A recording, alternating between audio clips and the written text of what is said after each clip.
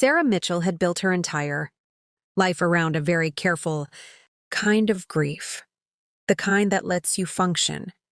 Teach your third-grade class, make dinner, fold laundry, and never once let the enormity of what you lost actually catch up to you.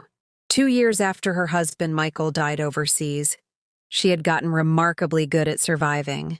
She had not gotten any better at feeling anything beyond survival, and she had quietly decided that was simply the life she got to have now. She did not expect, on an ordinary Thursday evening, to open her front door and find Jake Coleman standing on her porch, Michael's best friend since basic training, the man who had stood beside her at the funeral in his dress uniform and then, for reasons she never fully understood, disappeared from her life almost entirely in the 2 years since, sending the occasional stilted text on Michael's birthday and nothing more. He was holding a small wooden box she didn't recognize, and an expression that told her before he said a single word that whatever was in that box was about to unravel the careful, survivable version of grief she'd spent 2 years constructing. "These are Michael's," Jake said. "They just cleared processing. There's something in here he wanted you to have, something he asked me to give you, but only when I was ready to tell you the rest of it too." Sarah didn't know yet that the box contained a letter that would upend everything she thought she understood about her husband's final months.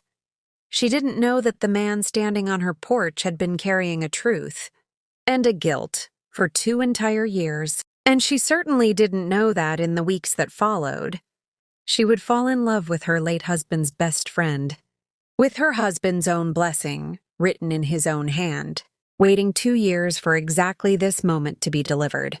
Michael Mitchell and Jake Coleman had met in boot camp at 19, the kind of friendship forged in the specific intensity of shared hardship that turns near strangers into brothers within months. They served 3 deployments together over the following decade, Jake standing as best man at Sarah and Michael's wedding, the 3 of them close enough that Sarah had, for years, considered Jake something between a brother-in-law and a permanent fixture of her marriage, always around for holidays. Always the first call when Michael needed someone who understood exactly what he'd seen overseas. Michael died in an incident during their final deployment together, not, as Sarah had always understood it, in the ordinary chaos of combat, but in circumstances Jake had never fully explained, deflecting gently every time she'd asked over the past 2 years, a evasion she'd eventually stopped pushing against, assuming it was simply too painful for him to relive. What she didn't know, and what the box on her porch was about to reveal, was that Michael's death hadn't been random at all. It had been a choice, made in a fraction of a second, to push Jake out of the path of an explosion that would otherwise have killed him instead. Jake had carried that knowledge alone for 2 years, along with the guilt so total it had reshaped the entire architecture of his life since. He'd left the Marines within 6 months of Michael's death, unable to reconcile continuing a career that had cost his best friend's life to save his own. He'd avoided Sarah not out of indifference, but out of a shame so consuming he genuinely believed she would hate him if she knew the truth, that her husband was dead because he'd chosen, in an instant, to save Jake instead of himself.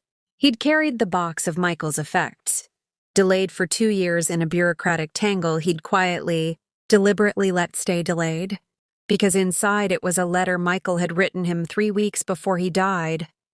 A letter Jake had read exactly once and never found the courage to deliver. The 2 years since had been, by Jake's own private accounting, largely wasted. A series of short-term jobs he didn't care about, an apartment he'd never bothered to fully unpack, a therapist he'd seen twice and then avoided for over a year out of a conviction that he didn't deserve the relief actual healing might bring. It was only in the past 6 months, after a particularly bad night that scared him enough to call the VA crisis line, that he'd started seeing someone consistently, a counselor named Dr. Patel who had gently, persistently pushed him toward The idea that carrying Michael's letter, unopened in a literal box for 2 years, was its own kind of avoidance. No different in shape than any other thing he'd been running from. You don't get to decide on his behalf. That delivering his last wishes is too big a burden for you to carry, she'd told him. More than once, until the words finally took hold enough to bring him to Sarah's porch with the box in his hands. "I need you to read this before I say anything else," Jake told her, sitting across from her at the kitchen table where Michael used to sit, handing her a folded, worn piece of paper that had clearly been read and reread many times.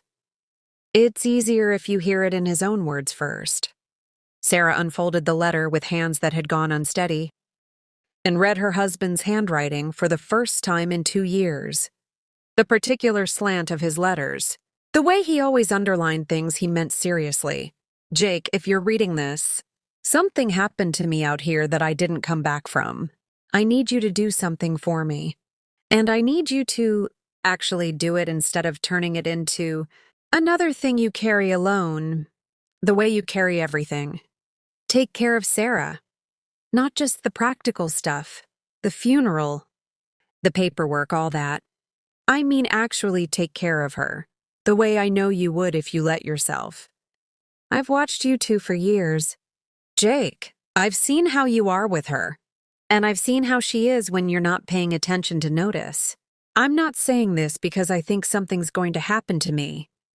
I'm saying it because if it does, I don't want either of you spending the rest of your lives pretending you didn't feel what I've watched you both carefully not feel for years. Don't let guilt make the decision for both of you. Let her be loved again. Let yourself love her. That's not a betrayal of me. That's the last thing I actually want."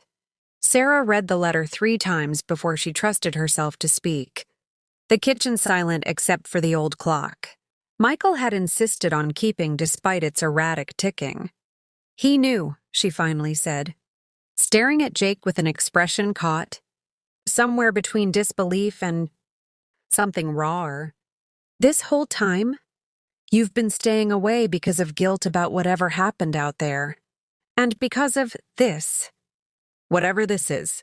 And he knew, before he died, that there was something between us we hadn't even let ourselves look at. "I didn't know how to tell you any of it," Jake admitted, his composure finally cracking under 2 years of accumulated weight. "Not the letter. Not what actually happened that day. Michael pushed me clear of an explosion that should have killed me instead of him. Sarah.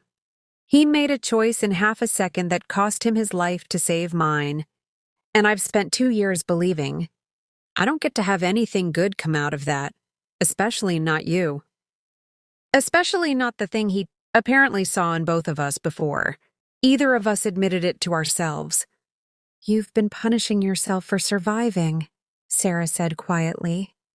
"Every single day," Jake said.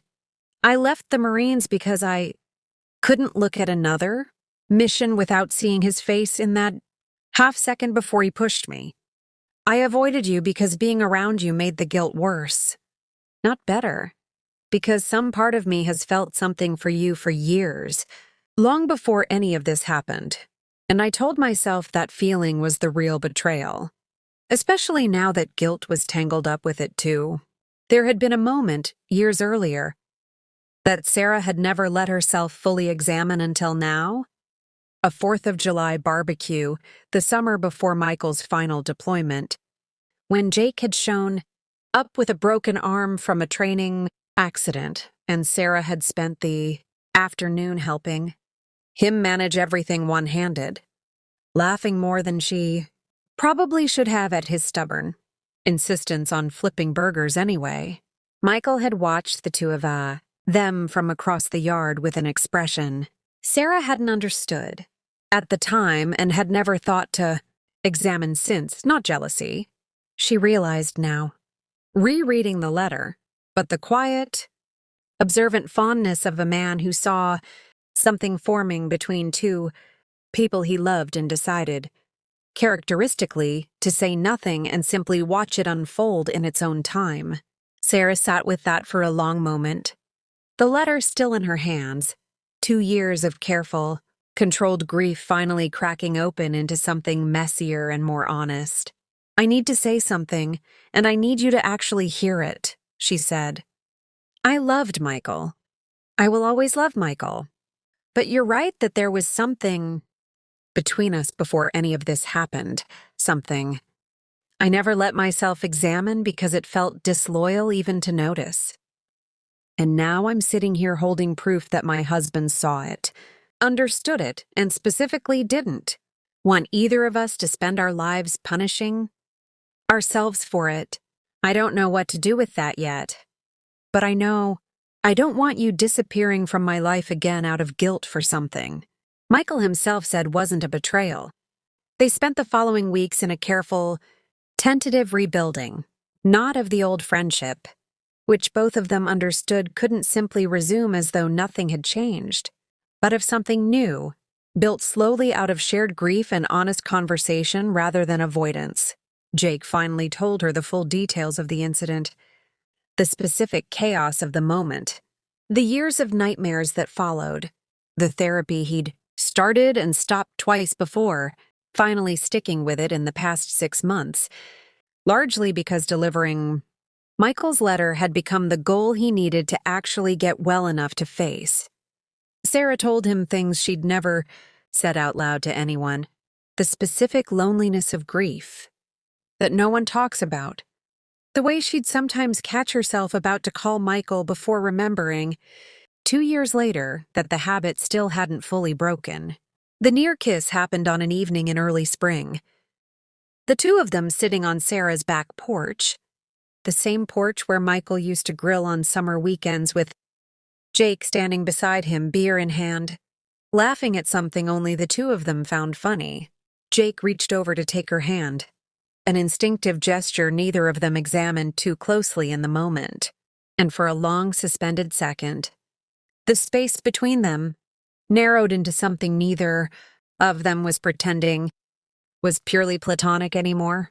Then Sarah's phone buzzed with a call from her sister, and the moment dissolved, though neither of them quite let go of what had almost happened. The complication arrived a week later, in the form of Sarah's mother-in-law, Michael's mother Diane, who found out about the growing closeness between Sarah and Jake through a well-meaning but poorly timed comment from Sarah's sister, and arrived at Sarah's house genuinely distraught, viewing the relationship not through the lens of Michael's letter but through the raw, unprocessed grief of a mother who had lost her only son and could not yet bear the idea of his widow finding happiness with his best friend. Diane had never remarried after her own husband passed a decade earlier, and some part of her, Sarah suspected, measured all grief by the yardstick of her own, a lifetime of loyalty to a memory, unbroken and unshared. "It feels like he's being erased," Diane said, sitting rigidly at Sarah's kitchen table, the same table where Sarah had first read Michael's letter. "Like the world is just moving on and forgetting him, and you of all people are supposed to be the one who doesn't." "I would never forget him," Sarah said, her voice steady despite the tears threatening. "Diane, I have his letter. He wrote it himself, weeks before he died. He asked for this, not out of resignation, but because he loved me enough to want me to keep living, even without him.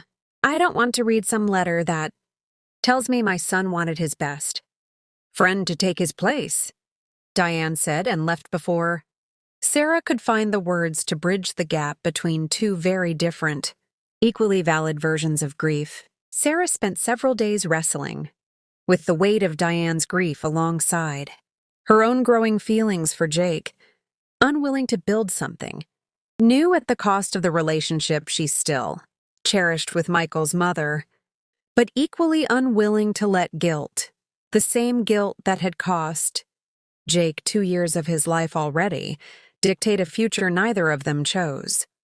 She talked it through with Jake one evening, both of them sitting with the same helplessness of two people who understood grief well enough to know it, couldn't be rushed or reasoned with, only given room and time. I don't want to choose between honoring her and having this, Sarah admitted. But I also don't know how to wait indefinitely for her to be ready. When I'm not sure grief like hers ever fully arrives at ready, then don't ask her to be ready, Jake said quietly. Just be honest with her, the same way Michael was honest with both of us. Show her the letter. Let her be angry or sad or however she needs to be. But don't hide the truth from her the way I hid it from you for 2 years. That never actually protected anyone. It just delayed the same pain. She finally invited Diane back, not to argue, but to actually show her the letter in full, rather than letting her imagination fill in the worst version of what it might say. Diane read it in silence at Sarah's kitchen table, her hands trembling slightly by the time she reached the final lines. He really wrote this, she finally said, not quite a question. This is really his handwriting. His actual words. Every single one, Sarah said gently. Diane, I know this doesn't erase how much you've lost. It never will. But he wasn't trying to replace himself or erase his own memory. He was trying to make sure the two people he loved most in the world didn't spend the rest of their lives alone out of guilt for a feeling he'd already seen and already forgiven before it even became something real. Diane cried for a long while. Grief and reluctant understanding, tangled together in a way that couldn't be resolved. In a single conversation, but that opened, finally, a door that had felt closed since the moment she'd learned about Jake. I'm not ready to be happy about this, she admitted, but I think I understand it a little better now. He was always like that, seeing things in people before they saw it in themselves. Stubborn like his father that way. She wiped her eyes, folding the letter carefully, back along its worn creases before handing it back to Sarah with a gentleness that hadn't been there when she arrived. Give me some time. Not forever. Just time. I buried my son 2 years ago, and some days it still feels like last week. I don't know how to watch you build something new without it feeling like another piece of him getting further away. But I don't want to be the reason you two carry the same guilt Jake's been carrying. That's not fair to either of you.